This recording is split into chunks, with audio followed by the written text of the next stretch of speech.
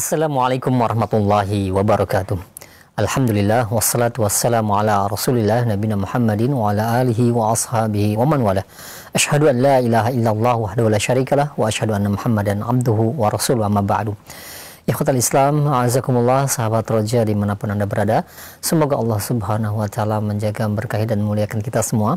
Alhamdulillah, di kesempatan Senin siang hari ini kita akan ikuti bersama kembali kajian ilmiah yang kami hadirkan secara langsung dari pembahasan rutin, pembahasan kitab Al-Aqidatu Awwalan Law Kanu Ya'lamun, sebuah kitab yang disusun oleh Syekh Abu Islam Sholeh bin Toha rahimahullahu ta'ala, dan disampaikan rutin oleh Al-Ustaz Afifi Abdul Wadud hafizahullahu ta'ala langsung dari kota Yogyakarta.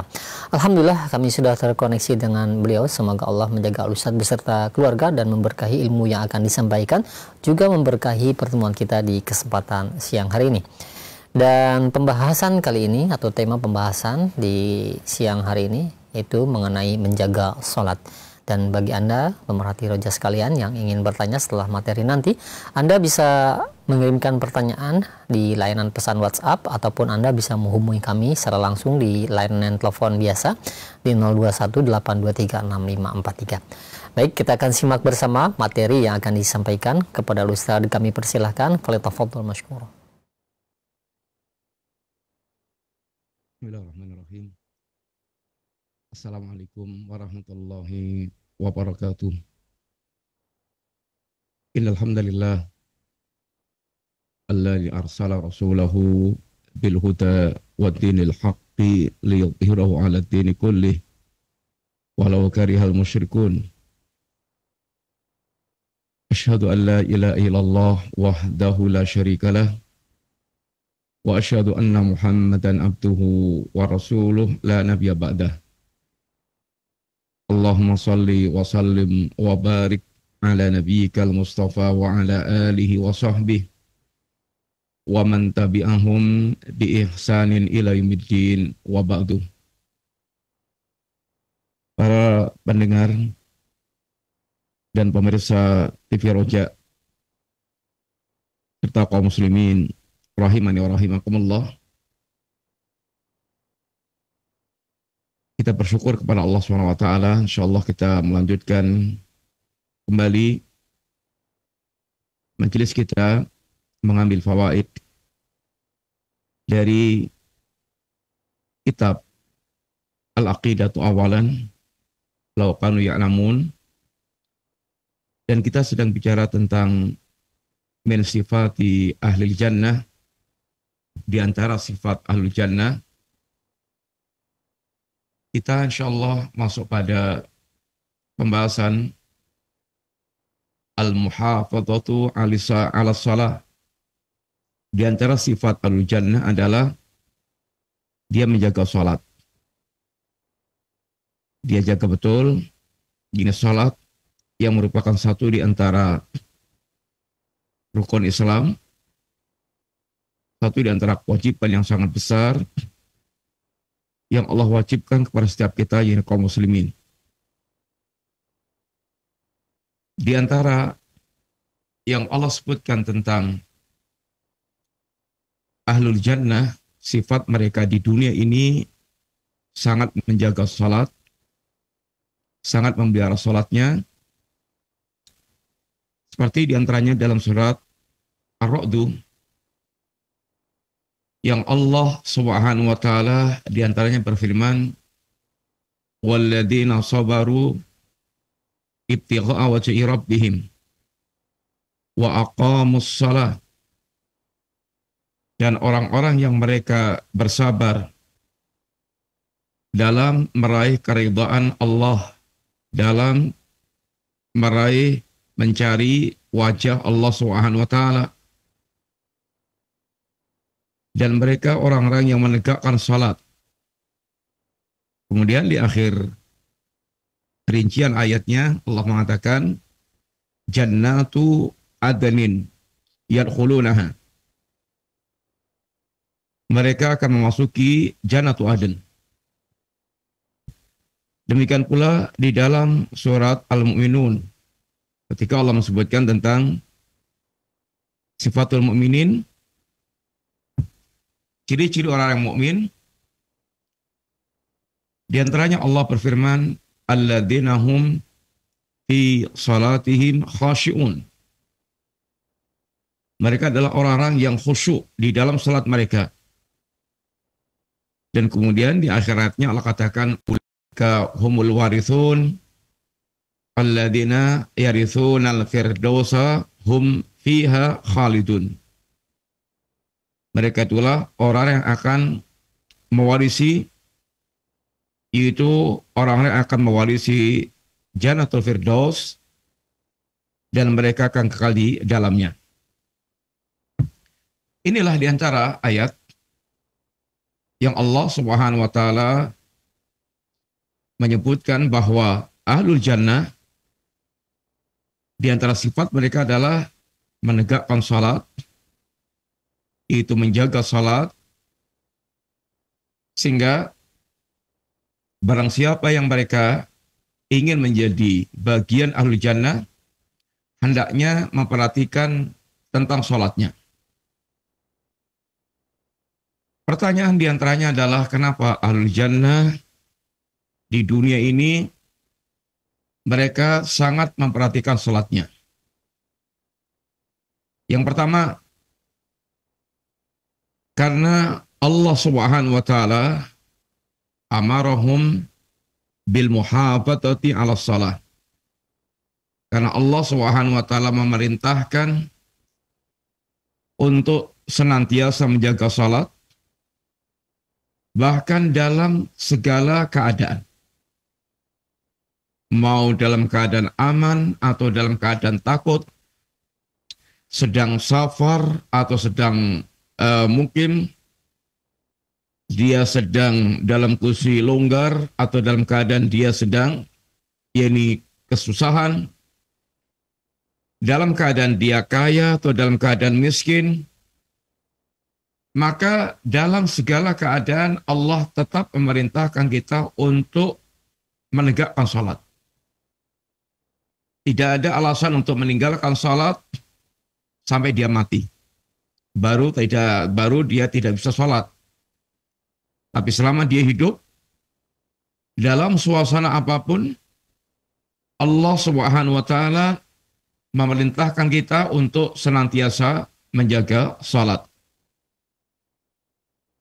Sehingga diantaranya Allah berfirman di dalam surat Al-Baqarah ayat yang ke-238, hafidhu ala salawati was salatil wusta wa qumu lillahi qanitin.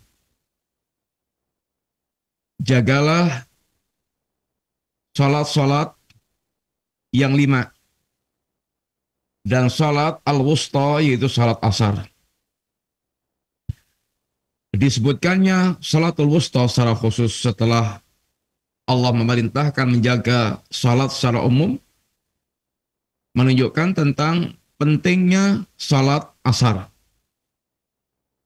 Di antaranya waktu asar adalah waktu pergantian malaikat, pergantian tugas, sehingga malaikat yang melapor kepada Allah SWT senantiasa melaporkan bahwanya hambanya ditinggal dalam keadaan salat. Kemudian bahkan Allah SWT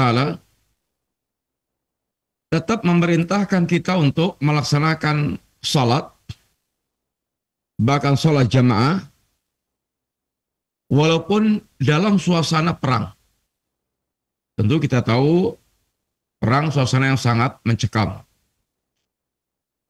Ada rasa-rasa kekhawatiran seandainya musuh, yaitu mereka kemudian menyerang kita. Tapi walaupun dalam kondisi dia dihantui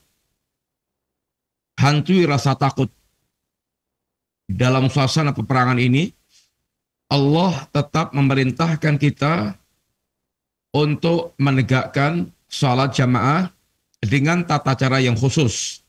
Ada tata caranya, tentu dibahas tersendiri dalam bab tentu tata cara, yaitu bagaimana pelaksanaan salat ini dalam keadaan takut, dalam keadaan ya ini peperangan.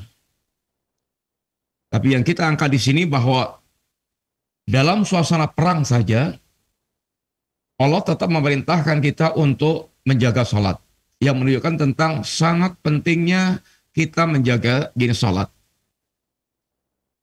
Ketika Nabi mengajarkan kepada para orang tua dalam pendidikan anak,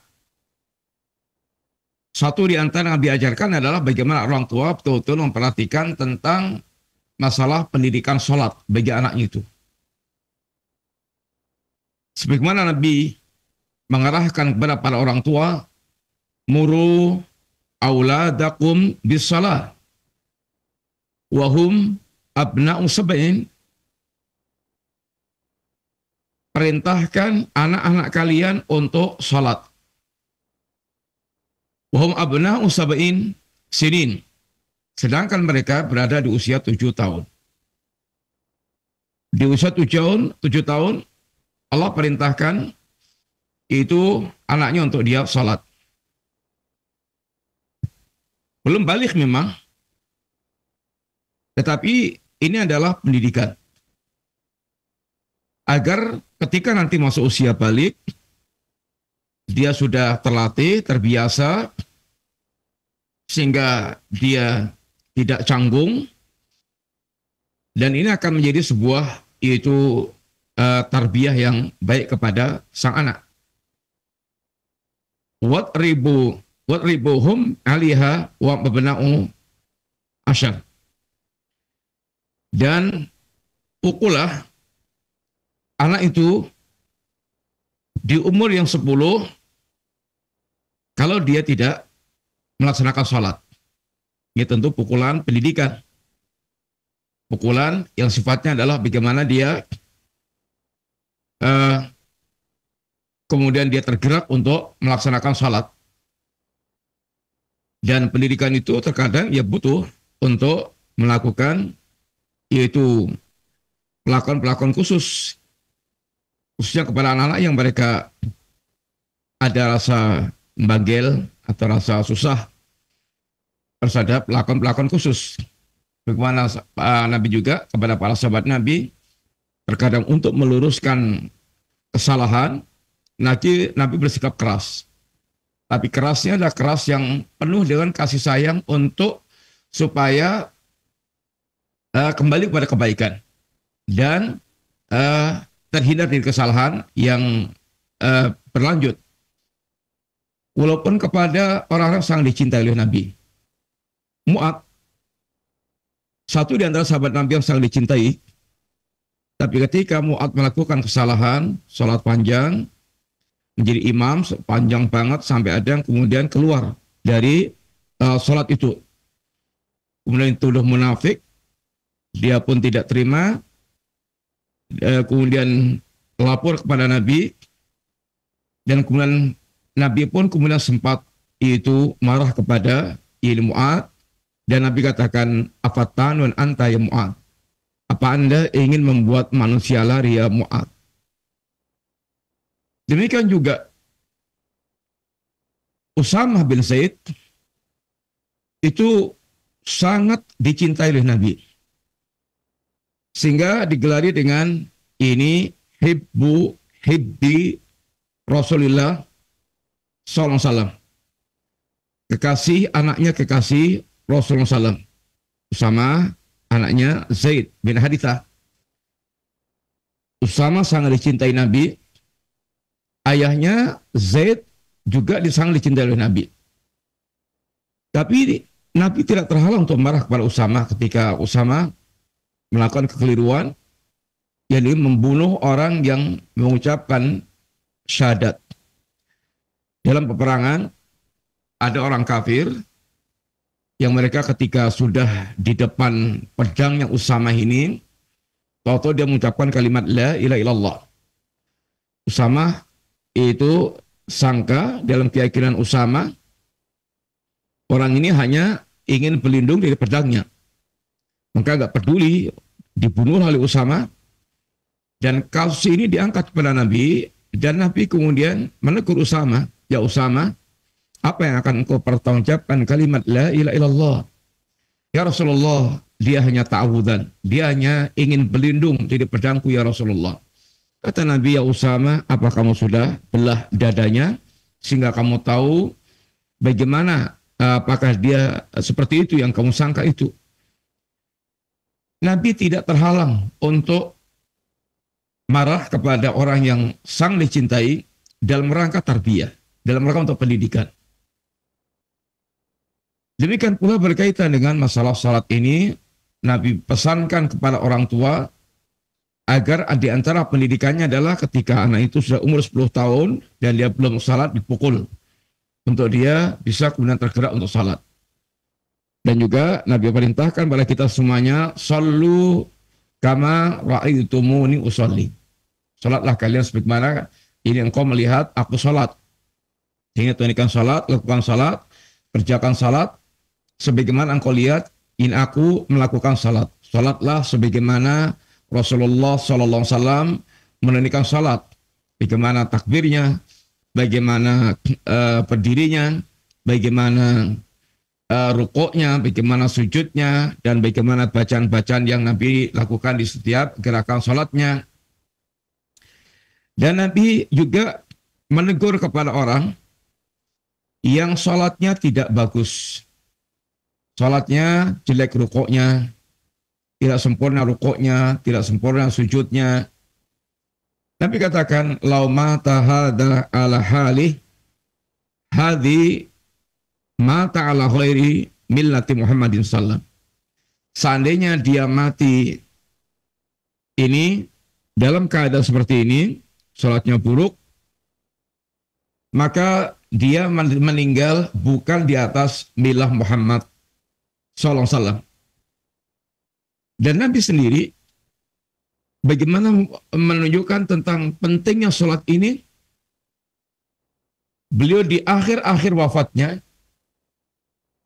di detik-detik terakhir kehidupan beliau, di antara wasiat yang Nabi wasiatkan adalah as-salah, as-salah.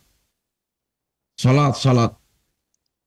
Yang menunjukkan tentang betapa perhatian beliau yang sangat besar berkaitan dengan amalan salat.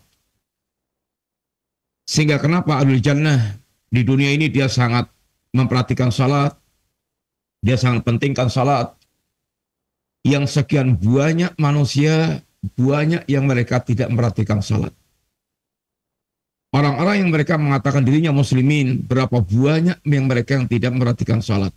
Lihat umpamanya saat Anda sedang di sebuah acara yang sampai kemudian acara itu datang untuk salat. Perhatikan berapa banyak orang yang mereka perhatian dengan salatnya. Berapa banyak orang mereka menyempatkan diri untuk kemudian pergi ke masjid salat, atau dia menyempatkan untuk ke mushola salat. Sangat sedikit banget. Kadang-kadang acara bahkan melalui dua acara salat. Katakanlah umpamanya salat antara salat asar dengan salat maghrib. Acaranya sebelum asar sampai acaranya sampai isya. Lihat, perhatikan berapa banyak muslimin yang mereka perhatian betul dengan salatnya. Pasti akan sangat sedikit banget. Maka Nabi betul-betul tekankan agar kita memperhatikan salat dalam suasana apapun, dalam acara apapun. Musibah besar kalau sampai seorang muslim dia meninggalkan salat, dia tidak memperhatikan, ya ini salatnya. Yang kedua, kenapa Ahlul Jannah di dunia ini di antara amaliyahnya adalah dia menjaga salat? Li'annahum alimu anna salata nurun. Karena dia tahu bahwa salat itu adalah cahaya. Nurun fil wajhi, bercahaya di wajahnya. Wa nurun fil qalbi, bercahaya di hatinya. Kemudian wa nurun yaumal qiyamah, dan akan menjadi cahaya kelak di hari kiamat. Allah Subhanahu wa taala berfirman di antaranya suasana di hari kiamat kelak. Yauma taral mu'minina wal mu'minat yas'a nuruhum baina aydihim. Hari ketika Anda lihat orang-orang mukmin laki-laki dan perempuan, maka mereka berjalan dalam keadaan nuruhum baina aydihim. Cahaya mereka ada di depan mereka. Dan Nabi kita juga bersabda, Bashiril masya'ina fid dulam ilal masajid bin nurit tam yaumal qiyamah. Sampaikan kabar gembira kepada al-masya'ina fid dulam ilal masajid. Orang-orang yang mereka berjalan ke masjid di suasana kegelapan. Orang mereka dalam suasana gelap dan mereka tetap ke masjid, tidak terhalang mereka untuk datang ke masjid, baginya adalah cahaya yang sempurna di hari kiamat kelak. Orang mereka tidak akan datang ke masjid dalam suasana gelap, kecuali dia sangat perhatian berkaitan salat. Dia sangat tidak ingin kehilangan salat. Walaupun jaraknya jauh, walaupun suasana jalannya gelap, ada seorang, ya diriwayatkan ada seorang diceritakan oleh Ka'ab bin Malik, diceritakan oleh Ubay bin Ka'ab. Ubay bin Ka'ab menceritakan bahwa ada sahabat Nabi, kalau dia bicara tentang jarak rumahnya, dia paling jauh dari Masjid Nabawi. Tetapi sahabat ini, dia tidak pernah absen salat di belakang Rasulullah SAW. Antum tahu, suasana Saudi itu, kalau panas bisa sampai 50 derajat. Kalau dingin bisa sampai nusuk-nusuk, dingin banget. Tetapi sahabat ini, walaupun rumahnya sangat jauh, paling jauh bahkan, tidak pernah absen salat di belakang Nabi. Dalam keadaan jalan kaki. Jalan kaki. Sampai disarankan oleh kawan-kawannya membeli kendaraan. Bisa lebih meringankan ketika berangkat dan pulangnya. Apa kata dia? Ma yasuruni anna mangzili ila jambil masjid. Tidak membuat saya gembira. Seandainya rumah saya itu ada di samping masjid. Ibaratnya begitu buka pintu, langsung masuk pelataran masjid. Itu tidak membuat saya gembira. Tidak membuat saya gembira. Apa yang menjadi motivasi sahabat ini? Akidah, keyakinan yang ada dalam hatinya. Apa katanya? Uridu ayuk tabali mamsyaya. Aku sangat ingin sekali seandainya langkah-langkah kakiku itu dicatat oleh Allah Subhanahu wa taala dari semenjak kepergianku dari rumah ke masjid dan kepulanganku dari masjid ke rumah. Dia yakin bahwa langkah-langkah kakinya akan menjadi perkara besar kelak dari kiamat di hadapan Allah. Dia rela untuk berjalan kaki yang gak seberapa dan berharap dengan pahala yang jauh berlipat-lipat nanti kelak di hadapan Allah Ta'ala. Di kegelapan, dia berjalan kaki ke masjid, Allah akan berikan cahaya yang sempurna. Langkah-langkah kakinya akan menjadi saksi di hadapan Allah, dia mendatangi masjid Allah untuk sujud di hadapan Allah Ta'ala. Ini adalah tumbuh dari orang mereka memiliki akidah, memiliki iman. Kemudian, demikian juga ada seorang, disampaikan oleh Ibnu Mas'ud, sahabat Ibnu Mas'ud, radhiyallahu anhu, dia ada orang yang kalau ke masjid itu, dia harus dipapah oleh dua orang. Dipapah, atau apa yang dipapah ya, ini dibawa oleh dua orang. Sampai dia bisa duduk di soft masjid. Boleh jadi kalau kita suka menggampangkan, udahlah undur, nggak usah ke masjid. Tapi orang ini Masya Allah, Walaupun dia harus dipapah oleh 2 orang, ya dia tetap semangat untuk datang ke masjid. Ada satu yang dia harapkan, harapan besar di sisi Allah berkaitan kehadirannya, kedatangannya, yaitu ke masjid. Kemudian juga di antaranya sabda Nabi SAW, beliau menegaskan at-tahuru syatrul iman. Walhamdulillahi tamla'ul mizan. Wa subhanallahi walhamdulillah tamla'ani wa tamla'a ma bainas samawati wal ard. Wassalatu nurun wassadaqatu burhanun wasabru diya'un. Wudu at-tahur syatrul iman. Wudu adalah separuh daripada iman. Wudu bersuci ada separuh daripada iman. Iman adalah salat. Orang salat tanpa bersuci nggak sah. Walhamdulillah, dan kalimat alhamdulillah memenuhi timbangan.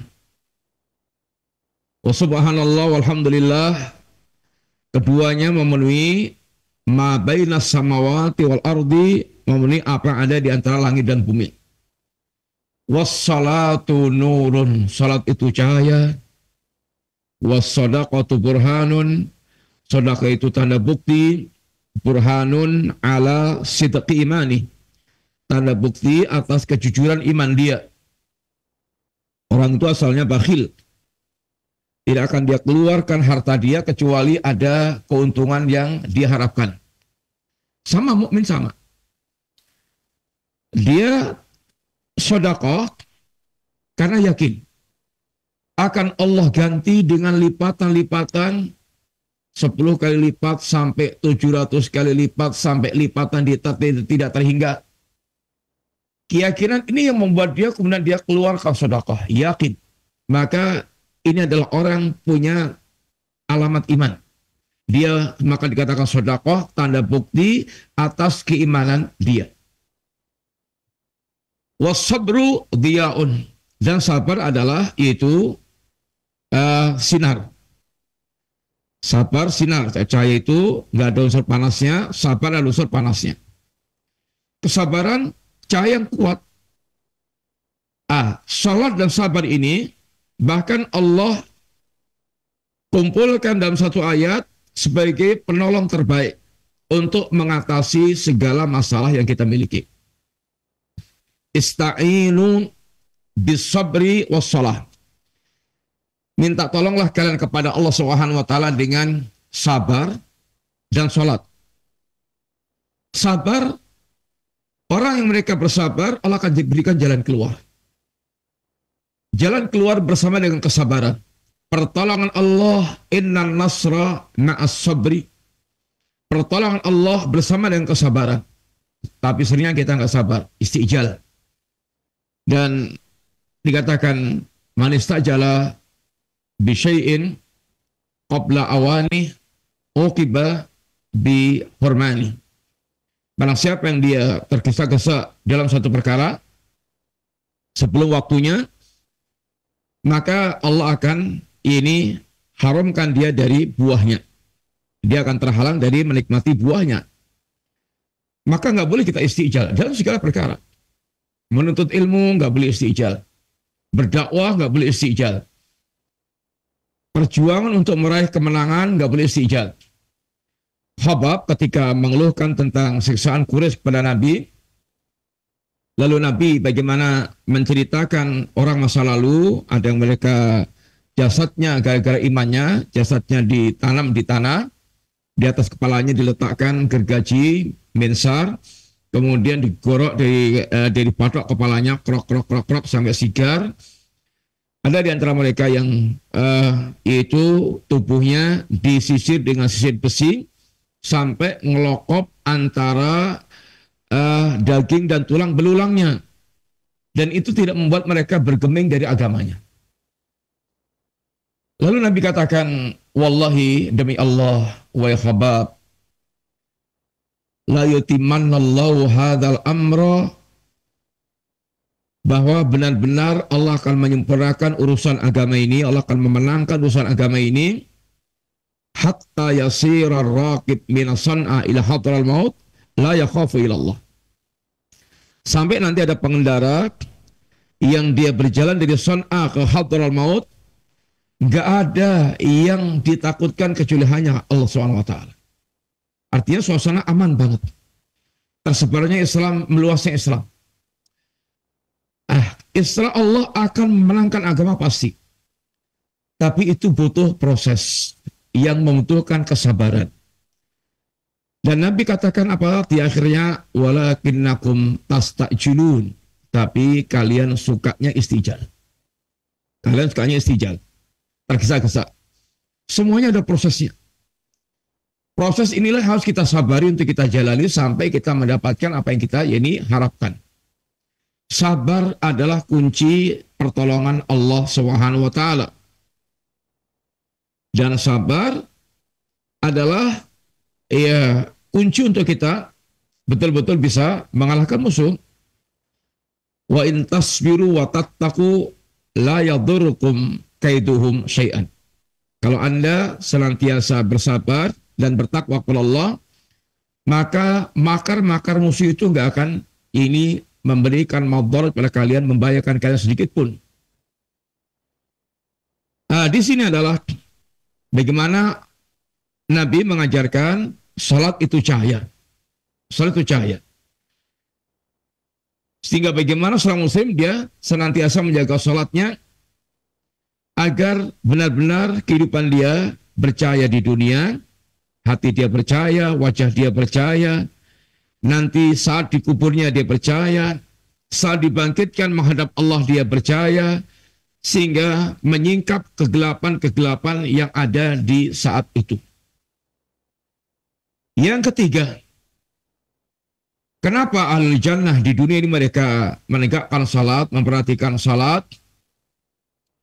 Anna salata hiya silatuhum billah. Karena salat itu adalah nyambungnya dia kepada Allah Ta'ala. Salat adalah penyambung hubungan dia dengan Allah Ta'ala. Orang mereka sedang salat, sedang komunikasi langsung dengan Allah Subhanahu wa taala.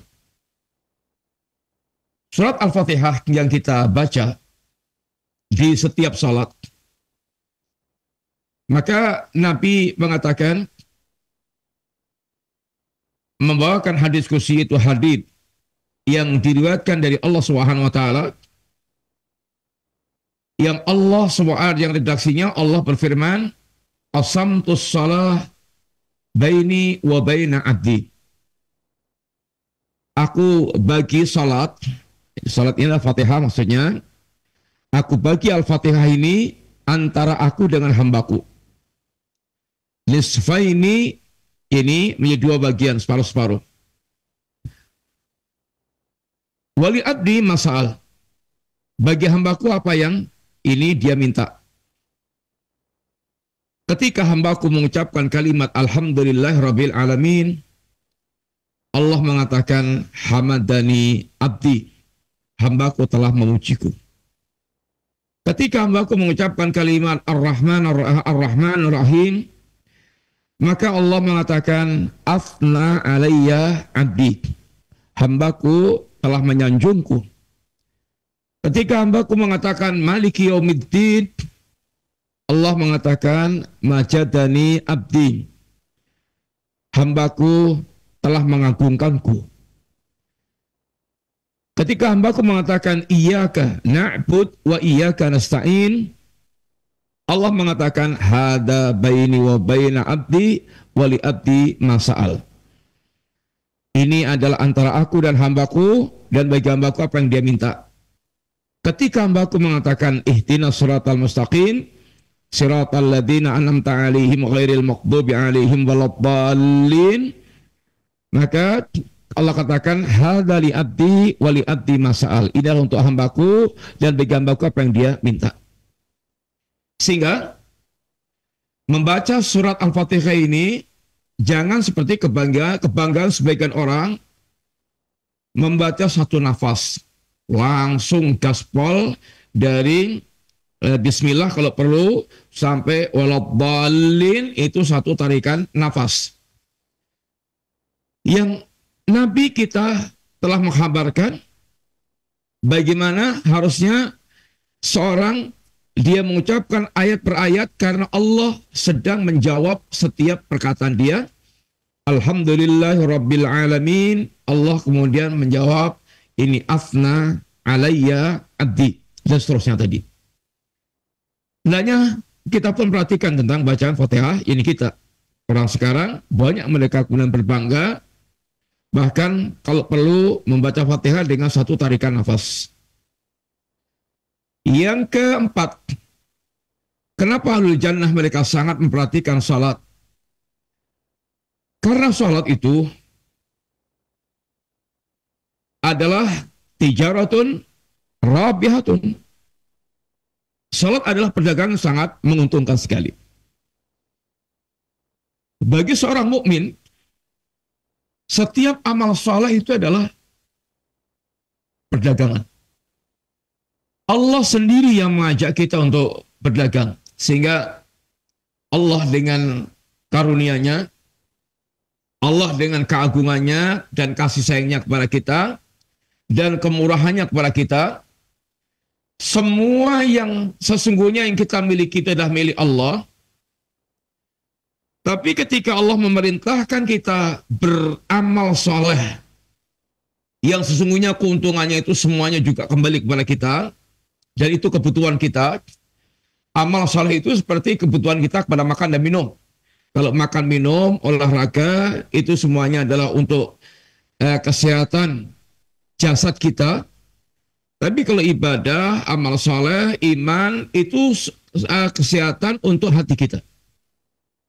Orang tidak akan hatinya bahagia kecuali dia menjadi hamba Allah yang beriman dan beramal soleh.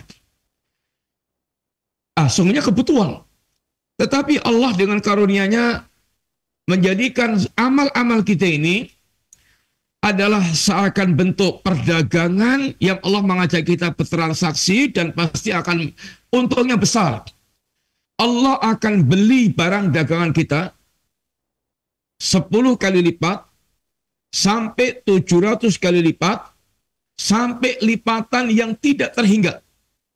Sampai lipatan yang tidak terhingga. Sehingga ini adalah kemurahan Allah Subhanahu wa taala.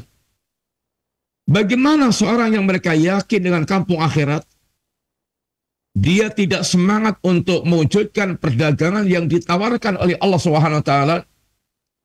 Allah mensifati bahwa salat ini adalah perdagangan yang tidak akan pernah ada ruginya. Innalladzina yatluna kitaballahi wa aqamus shalah wa anfaqu mimma razaqnahum sirran wa alaniyatan yarjuna tijaratan lan tabur. Orang-orang yang mereka membaca kitab Allah, membaca hurufnya, kemudian membaca dengan tadabbur supaya bisa faham sampai dia bisa melaksanakannya, itulah tilawah yang sungguhnya. Dia menegakkan salat. Dia menginfakkan hartanya baik dalam keadaan sembunyi-sembunyi sir maupun terang-terangan alania. Orang yang seperti ini yarjuna tijaratan lan tabur. Dia telah berharap perdagangan yang tidak ada ruginya. Pedagang itu kalau ditawari sebuah setan perdagangan yang sudah dibayangkan untungnya saat itu akan berlipat-lipat, itu pasti akan sangat ambisi banget untuk dia mengambilnya. Itu watak pedagang pasti begitu. Semuanya. Kita ini didudukkan oleh Allah Subhanahu wa taala adalah tujarul akhirah. Yaitu pedagang akhirat. Pedagang akhirat. Maka orang-orang yang mereka telah merasuk dalam jiwanya itu jiwa tujarul akhirah, jiwa pedagang akhirat, maka dia akan menjadi orang yang betul-betul sangat bersemangat untuk mengambil setiap tawaran Allah Subhanahu wa taala. Kalau mau, yaitu mengambil contoh teladan bagaimana para pedagang akhirat mereka bertransaksi dengan Allah, lihatlah para sahabat Nabi. Mereka kalau sudah urusannya dengan Allah Subhanahu wa taala, harta dan jiwa mereka akan dia jual murah. Akan dia lepas dengan sangat ringan. Karena dia tahu dia akan dibalas dengan keuntungan yang jauh berlipat-lipat tanpa batas. Maka Allah Subhanahu wa taala mensifatkan tentang orang-orang mukmin dengan ungkapan rijalun la tulhihim tijaratun wala bai'un an dzikrillah wa iqamis shalah wa ita'iz zakat yakhafuna yawman tataqallabu fil qulub wal absar. Orang-orang mukmin itu mereka adalah orang-orang yang tidak dilalaikan oleh perdagangan dan transaksi jual belinya dari mengingat Allah dan menegakkan salat. Orang mukmin dia terkadang saudagar besar, dia terkadang orang yang sedang melakukan transaksi-transaksi duniawi. Dia pemilik perusahaan, dia pemilik usaha, dia juga pemilik kebun segala macam. Tapi semua kesibukan duniawi itu tidak akan pernah melupakan zikir kepada Allah, menegakkan salat, menunaikan zakat. Karena hati mereka diwarnai dengan rasa takut kepada hari yang kalau dia tidak memiliki persiapan, maka akan menjadi hari yang hati dibuat bergolak, mata dibuat terbelalak, karena dahsyatnya suasana. Maka orang mukmin akan memiliki semangat yang besar dalam menekan transaksi dengan Allah Ta'ala, yang Allah mengajak, ya ayyuhalladzina amanu hal adullukum ala tijaratin tunjikum min adzabin alim. Wahai orang mukmin, maukah aku tunjukkan kepada kalian perdagangan yang kalau kalian mau, maka kalian akan betul-betul sangat untung besar, untung mutlak.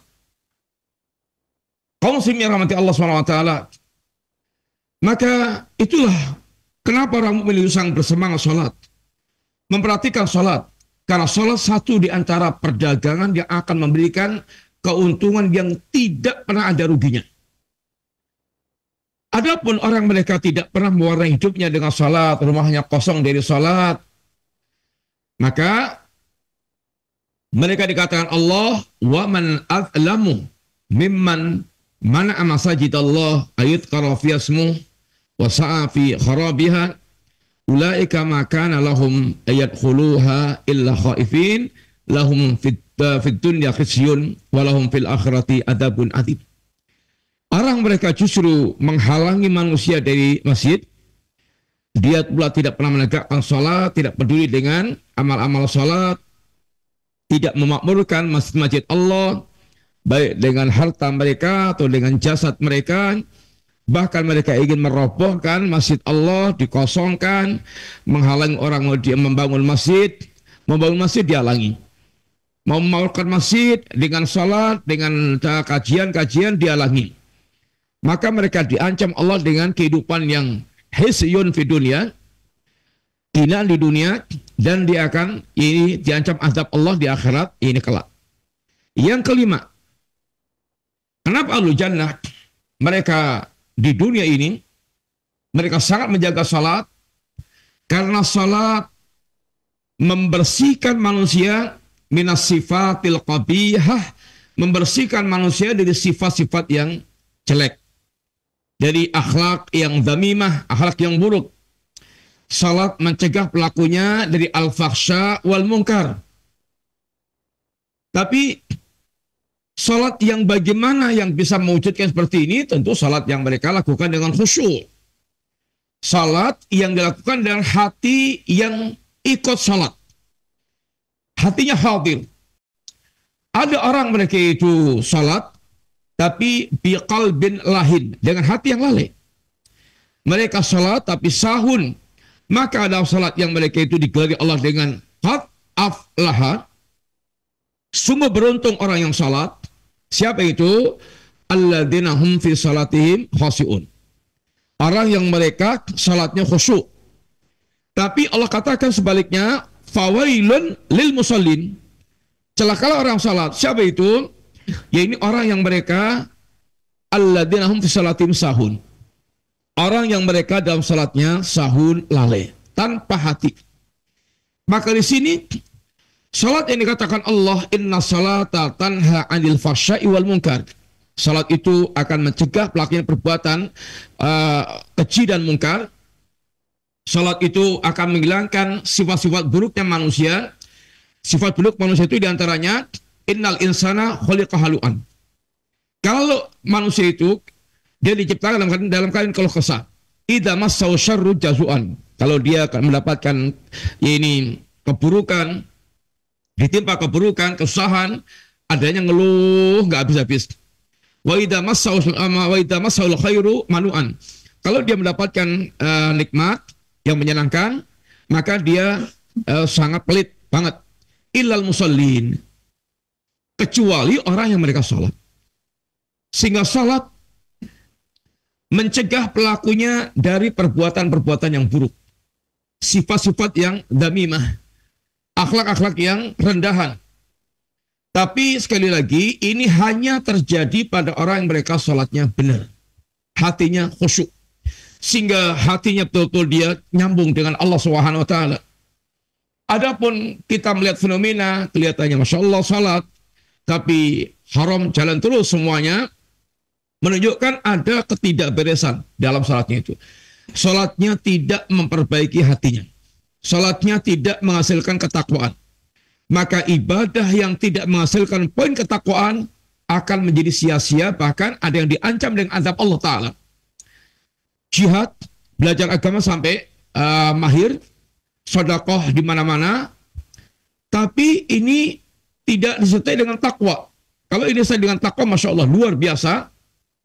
Karena dia hanya pengen digelari sang jariun, sang pemberani, digelari yaitu alim, qari, digelari yaitu jawadun, sang dermawan, maka dia sudah mendapatkan gelar itu karena tidak mengharapkan yang ada di sisi Allah, dia pun dilemparkan di dalam jahanam. Apa yang membuat dia begitu? Hatinya rusak. Tidak dilakukan amal dengan dasar ketakwaan kepada Allah Ta'ala, yang Allah hanya menerima amal dari hati yang bertakwa. Innama yataqabbalullahu minal muttaqin.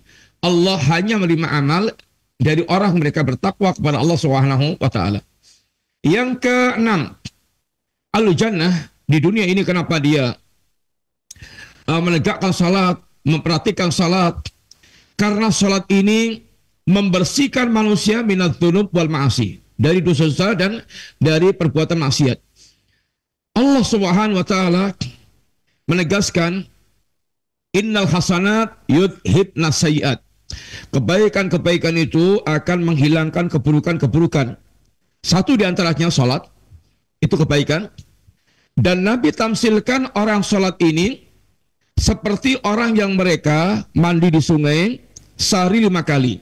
Orang yang depan rumahnya itu, ini sungai, lalu dia mandi 5 kali. Apakah masih tersisa ini kotoran pada tubuhnya? Enggak. Maka kata Nabi, dzafadalika, ini masalul salawat al-khams. Itulah perumpamaan salat yang 5 waktu. Yamhullahu bihinna al-khataya. Yang dengan itu Allah akan hapuskan, Allah akan yaitu gugurkan kesalahan-kesalahannya. Tentu adalah dosa-dosa kecil, bukan al-kabair. Al-kabair dihapuskan secara khusus dengan taubatan nasuha. Yang ketujuh, salat ini termasuk di antara perkara penting untuk dia bisa mengalahkan musuh, ditolong Allah dari para musuhnya. Di antara sifat mukmin yang Allah berikan kekuasaan adalah aqamus shalah. Alladzina immakannahum fil ardi aqamus shalah. Orang-orang yang ketika Allah berikan kekuasaan di muka bumi, mereka menegakkan salat. Maka penguasa yang mereka betul-betul bertakwa kepada Allah selalu akan berwasiat kepada anak buahnya, seperti Umar bin Abdul Aziz ketika mengutus para panglimanya agar mereka betul-betul menjaga ketakwaan kepada Allah dan betul merhatikan sholat. Perhatian mereka kepada ketakwaan harus melebihi perhatian mereka kepada musuh. Karena ketakwaan adalah menghadirkan penjagaan Allah, menghadirkan pertolongan Allah SWT, termasuk penjagaan mereka kepada ini sholat. Kemudian yang ke-8, bahwa sholat ini adalah sebab turunnya rahmat Allah SWT. Kita ini orang yang pengen hidupnya penuh dengan rahmat Allah Ta'ala, dipenuhi rahmat Allah SWT, sehingga bagaimana hidup ini di bawah naungan curahan limpahan rahmat Allah, kasih sayang Allah, sehingga hidupnya betul-betul hidup yang barokah, hidup yang penuh dengan keberkahan, kebaikan yang sangat banyak, bukan hidup yang mal'unah. Satu di antara cara untuk menurunkan rahmat Allah kepada kita, meraih rahmat Allah, adalah dengan menegakkan salat. Yang Allah SWT ketika menyebutkan tentang orang-orang mereka melakukan amal-amal, di antaranya adalah orang yang mereka ini yuqimuna shalah wal mu'minuna wal mu'minatu ba'duhum awliya'u ba'din. Mukmin laki-laki dan perempuan itu mereka saling itu tolong menolong dan taat kepada Allah Ta'ala, menjadi wali satu dengan yang lainnya. Ya'muruna bil ma'ruf wa yanhauna 'anil munkar, mereka memerintahkan yang ma'ruf dan mengingkari yang munkar. Wa yuqimuna shalah, dan mereka menegakkan salat. Wa yu'tuna zakah, mereka tunaikan zakat. Wa yuti'una Allah wa rasulah, mereka senantiasa mentaati Allah dan Rasulnya. Lalu Allah katakan apa? Ulaika sayarhamuhumullah, mereka itulah orang yang akan Allah rahmati. Rahmat Allah diantaranya Allah akan turunkan kepada mereka yang yuqimunas shalah, yang menegakkan itu salat. Sehingga salat satu di antara amalan yang akan menjadikan sebab turunnya rahmat Allah SWT. Dan Allah mengingatkan kita agar mengkhawatirkan munculnya generasi yang mereka adha'us salat, menyanyiakan salat, yang kemudian rentetannya yang mereka menyanyiakan salat, wattaba'us syahwat, hanya akan mengekor kepada syahwat. Itu rentetan. Orang yang mereka menyanyiakan salat, nggak perhatian dengan salat, maka pasti dia rentetannya hidup berkubang dengan syahwat. Orang yang masih memperhatikan salat, seandainya dia kelihatan masih berkubang dengan syahwat, mudah-mudahan salatnya satu saat akan menjadi rem cakram buat dia, menghentikan semua kemaksiatan, keburukan dia. Mudah-mudahan masih ada harapan kebaikan untuk dia betul-betul dibersihkan dari keburukan-keburukan yang bersama dengan dia. Dan ketahuilah orang yang mereka menyanyiakan salat, maka ingatlah apa yang apa yang disebutkan Nabi, al-ahdul ladzi bainana wa bainahum as-salah. Perjanjian antara kami dengan mereka adalah salat. Faman tarakaha faqad kafar. Barang siapa yang dia meninggalkan salat maka dia telah kufur. Meninggalkan salat, kufurnya mereka macam-macam. Kalau dia meninggalkan salat dengan sengaja dan keyakinan bahwasanya salat itu bukan kewajiban dalam agama, dia kafir, mengingkari tentang kewajiban salat. Kalau dia meninggalkan salat karena malas, ini ulama yang ikhtilaf, apakah dia kafir atau dia ini dosa besar. Tapi yang jelas dia berada dalam suasana yang sangat rawan, orang yang mereka meninggalkan yakni salat. Apakah Anda ini tidak tertarik dengan apa yang ditawarkan oleh Allah SWT yang Nabi mengatakan, man ghada ilal masjid aw raha a'addallahu lahu fil jannah nuzulan kullama ghada aw raha. Orang yang mereka mendatangi masjid untuk salat di pagi hari atau di sore hari, Allah akan sediakan di jannah hidangan khusus untuk mereka ketika dia masuk ke waktu-waktu tersebut. Allah akan sediakan cahaya yang sangat terang benderang sehingga dia betul-betul akan memasuki yaumul qiyamah dalam keadaan orang yang percaya, dan itu sangat dibutuhkan pada saat itu. Yang saat banyak orang mereka diliputi dengan kegelapan, orang mereka punya salat, maka di Allah berikan cahaya yang terang ini benderang. Kaum muslimin yang dirahmati Allah Subhanahu wa taala, dan terakhir adalah wasiat Ibnu Mas'ud yang beliau mengatakan, man sarrahu ayalqallaha ta'ala ghadan musliman falyuhafid ala haula'i salawat haitsu yunada bihinna. Barang siapa yang dia ingin bertemu Allah dalam keadaan sebagai seorang muslim, hendaklah dia menjaga salat yang 5. Ketika disuruh Allah untuk dia datang ke salat, ini jamaah. Fa innallaha syara'a li nabiyyikum sunanal huda. Sesungguhnya Allah Subhanahu wa taala telah mensyariatkan kepada nabi kalian, untuk nabi kalian, sunah-sunah petunjuk.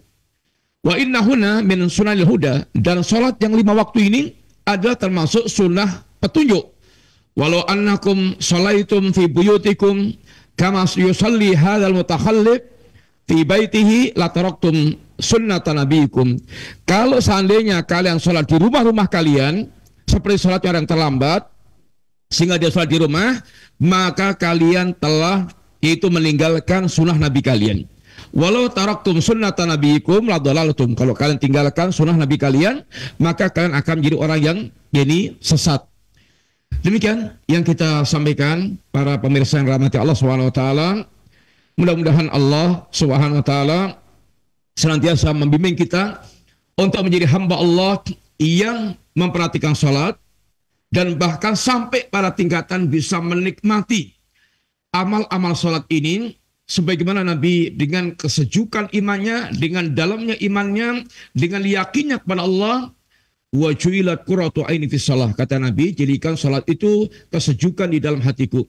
Bahkan Nabi menjadikan salat adalah saat istirahat yang paling nyaman, sehingga Nabi senantiasa mengatakan kepada Bilal, ya Bilal, arih Nabi salat. Baik Bilal, istirahatkan kami dengan salat. Bilal muadzin Nabi, sehingga salat itu seakan-akan adalah tempat istirahat yang sangat nyaman. Dan ingat, kalau sampai kita merasa berat dengan salat, maka ketahuilah bahwa tidaklah merasa berat dengan salat kecuali munafik. Wa idza qamu ila salati qamu qusala. Dan kalau mereka menegakkan salat, ini melakukan dengan sangat malas banget. Karena memang orang munafik tidak punya dorongan dari dalam, tidak punya dorongan dari iman mereka. Demikian, terima kasih banyak. Jazakumullahu khairan para pemirsa yang rahmati Allah. Mudah-mudahan Allah memberikan taufik kepada kita sampai akhirat kita sebagai orang yang muqimus shalah, menegakkan salat, dan kemudian dalam keadaan kita kembali kepada Allah, husnul khatimah, dan ditempatkan di jannahnya dengan panggilan indah, ya ayyatuhan nafsul mutmainnah irji'i ila rabbika radiyatan mardiyah fadkhuli fi ibadi wadkhuli jannati. Wassallallahu ala nabiyyina Muhammadin wa ala alihi washabihi wasallam. Assalamualaikum warahmatullahi wabarakatuh. Waalaikumsalam warahmatullahi wabarakatuh. Jazakallahu khair pada Ustaz yang sudah memberikan materi yang sangat bermanfaat sekali dari sifat ahlul jannah, yaitu menjaga salat dari kitab Al-Aqidatu Awalan Laukanu Ya'lamun. Mudah-mudahan menjadi ilmu yang bermanfaat untuk kita semua dan motivasi untuk kita untuk terus selalu berusaha menjaga salat kita. Dan untuk selanjutnya kami buka sesi interaktif, sesi tanya jawab. Bagi Anda yang ingin bertanya, sekali lagi Anda bisa mengirimkan pertanyaan di layanan pesan WhatsApp di nomor 0218236543. Nah Ustaz, yang pertama kami ajukan di layanan pesan WhatsApp. Assalamualaikum warahmatullahi wabarakatuh. Ya Ustaz, apakah hujan besar merupakan salah satu uzur boleh kita tidak sholat berjamaah di masjid atau sholat di rumah? Bagaimana jika sebenarnya masih bisa dilakukan di masjid dengan menggunakan jas hujan atau payung yang mana saat ini mudah didapatkan? Dan yang jadi pertanyaan, manakah yang lebih utama Ustaz dalam kondisi tersebut? Apakah kita tetap melaksanakan sholat fardu berjamaah di masjid atau sholat di rumah? Nah. Bismillahirrahmanirrahim. Wallahu ta'ala shawab. Yang jelas, bagaimana yang telah disampaikan dalam pembahasan fikih, insyaallah, ketika waktu adzan, waktu hujan deras dan adanya pun ada kalimat sallu fi buyutikum atau sallu fi rihalikum, salatlah kalian di rumah-rumah, ya ini kalian. Artinya ada udzur, hujan merupakan udzur untuk dia datang sholat, untuk tidak datang sholat ke masjid. Dia sholat di rumah, bisa menegakkan jamaah dengan keluarganya, dengan istrinya, dengan anaknya, tetap dia tegakkan di rumah. Dan tentu yang jelas sholat jamaah walaupun di rumah secara sendirian lebih baik dibandingkan dengan sholat sendirian. Jamaah lebih baik dengan sholat sendirian. Sehingga walaupun seandainya kita harus sholat di rumah karena hujan deras, maka kita hendaklah menegakkan sholat jamaah bersama dengan keluarga, dengan istri, dengan anak, atau dengan yang ada di anggota rumah ini tersebut. Adapun lebih utama mana antara kita ini kemudian ke masjid atau kita di rumah, ya walam shawab, semua kembali kepada kemudahan yang Allah berikan kepada kita. Saat ini kita masih bisa mudah ke masjid, ada kemudahan ke masjid, ya silakan ke masjid. Kalau kemudian kita kesulitan, ya makanya jelas asalnya udzur kita untuk datang ke masjid. Wallahu ta'ala alam bisawab. Nah, baik, alhamdulillah, terima kasih banyak Ustaz atas jawaban dan penjelasannya. Yang kedua, kami ajukan kembali di layanan pesan WhatsApp, Ustaz. Nah, ya Ustaz, ketika kita merasa ada yang sakit di bagian tubuh kita, misalkan sakit kepala atau flu, namun kita menunda sholat fardu berjamaah di masjid pada waktunya sambil kita meminum obat hingga menunggu sakit tersebut reda, kemudian kita melaksanakan sholat, yang otomatis hal tersebut akan menjadikan kita tertinggal sholat berjamaah. Karena saya berprasangka bahwa sholat dalam keadaan sakit tersebut sangat tidak nyaman dan sulit menggapai khusyuan, Ustaz. Apakah diperbolehkan, Ustaz? Mohon jawaban dan penjelasannya. Ya, bismillahirrahmanirrahim. Ketika ada udzur, maka Allah memberikan keringanan kepada kita. Sholat diantaranya adalah bagaimana kita waktu sholat itu bisa khusyuk, bisa nyaman, bisa itu merasakan nyambung kita dengan Allah Ta'ala. Sehingga ketika diantara pembahasan fikih adalah ketika kita datang ke sholat, lalu hadir makanan, dan kita punya ambisi makan atau punya keinginan makan, maka makanlah dulu, nanti sholatnya ditunda supaya ketika kita sholat kita nyaman, bisa betul-betul kita menghadirkan sholat kita. Demikian pula ketika kita sedang ngempet baul, kencing, atau ngempet ke belakang, maka makruh kita sholat dalam keadaan ngempet tersebut. Hendaklah dia tunaikan hajatnya sehingga sholatnya itu dalam keadaan plong. Tentu semuanya akan membawa risiko kepada keterlambatan. Orang mereka harus ke belakang dulu, dia harus buang hajat dulu. Boleh jadi yang jelas akan berisiko untuk dia tertinggal. Tetapi yang lebih diutamakan adalah bagaimana dia betul-betul yaitu merasakan kenyamanan ketika sholat. Orang ketika ngantuk terus suruh tunda dulu sholatnya itu. Jangan sampai sholat sambil ngantuk, kemudian ngomyang atau melompat bacaannya, dan kemudian ya nyat-nyut daya ingatnya ketika sholat karena ngantuk sadar. Itu supaya tidur dulu, supaya nanti sholatnya fresh. Nah, ini semuanya tentu adalah merupakan udzur orang untuk kemudian dia menunda salatnya supaya salatnya itu dia bisa merasakan itu fresh. Dan tentu hal tadi akan berisiko dia ketinggalan salat yakni jamaah, atau dia akan ketinggalan salat bersama dengan imam karena udzur. Tapi yang penting catatannya adalah dia punya udzur. Sakit seperti tadi juga dalam kondisi dia yang susah banget untuk dia concern dan dia yakin dengan obat itu akan lebih besar reda, ya yang jelas insyaallah termasuk bagian udzur dia untuk dia bisa merasakan yaitu nyaman ketika dia salat nanti. Wallahu taala a'lam bishawab. Nah, baik, alhamdulillah, terima kasih banyak Ustaz jazakallahu khair atas jawaban dan penjelasan yang mudah-mudahan menjadi ilmu yang bermanfaat bagi kita. Dan kami berikan kesempatan di layanan telepon, silahkan. Kami tunggu bagi Anda yang ingin bertanya langsung di 0218236543. Silakan, sudah terhubung. Halo. Assalamualaikum. Waalaikumsalam warahmatullahi wabarakatuh. Dengan Bapak siapa, di mana? Alhamdulillah kami ucapkan kepada Allah, rojak sudah mengudara lagi. Di mana Bapak? Di mana? Kemarin hari Jumat di kampung kami hujan. Nah. Sehingga sholat Jumat katanya dihitung tidak sampai 40. Karena tidak sampai 40, mereka itu Ustadz itu beri sembahyang duhur. Apakah itu benar, Ustadz? Terima kasih, Ustadz. Ya, mohon maaf Pak, dengan Bapak siapa tadi? Di mana? Bapak Mayoya. Di mana? Di Pamekasan. Pamekasan, Madura. Ya, baik, alhamdulillah. Terima kasih banyak Bapak yang berada di Pamekasan. Nah, silakan Ustadz. Ya, bismillahirrahmanirrahim.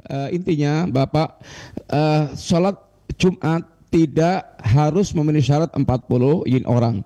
Jadi berapa orang bisa kita berkumpul, nggak harus sampai 40, maka sudah cukup untuk kita menegakkan sholat jamaah Jumat. Kalau seandainya di kampung kita yang muslim hanya 5 orang tapi bisa menegakkan sholat Jumat, ya tegakkan sholat Jumat, tidak perlu harus sampai yaitu mencakup 40 orang. Demikian Bapak, mudah-mudahan manfaat, dan minta maaf kita cukupkan sekian dulu, mau ada keperluan ke dokter. Mudah-mudahan Bapak Ibu para pemirsa Allah berikan kesehatan, Allah berikan itu al-afiyah, sehat tapi semangat untuk beribadah kepada Allah dan dijaga Allah, betul-betul kita menjadi orang yang selalu taat dan perhatian kepada perintah-perintah dan larangan Allah SWT. Sekali lagi terima kasih banyak, matur nuwun. Wassalamualaikum warahmatullahi wabarakatuh. Waalaikumsalam warahmatullahi wabarakatuh. Kami ucapkan sekali lagi untuk Ustaz, terima kasih banyak. Jazakallahu khair, barakallahu fiik. Semoga Allah menjaga antum beserta keluarga dan berkahi dari ilmu yang telah disampaikan, dan berkahi pula pertemuan kita di kesempatan siang hari ini. Dan mudah-mudahan Allah berikan nantiasa kesehatan kepada Ustaz untuk memberikan terus manfaat keilmuan yang diberikan untuk kita semua. Jazakumullahu khairan, barakallahu fikum kepada antum semua yang sudah menyimak acara kami di kesempatan siang hari ini. Dari pembahasan kitab Al-Aqidatu Awwalan Law Kanu Ya'lamun, yaitu masih dalam pembahasan sifat ahlul jannah, yaitu menjaga sholat. Demikian kami undur diri, mohon maaf apabila ada kesalahan. Subhanakallahumma bihamdika asyhadu an la ilaha illa anta astaghfiruka wa atubu ilaik. Wassalamualaikum warahmatullahi wabarakatuh.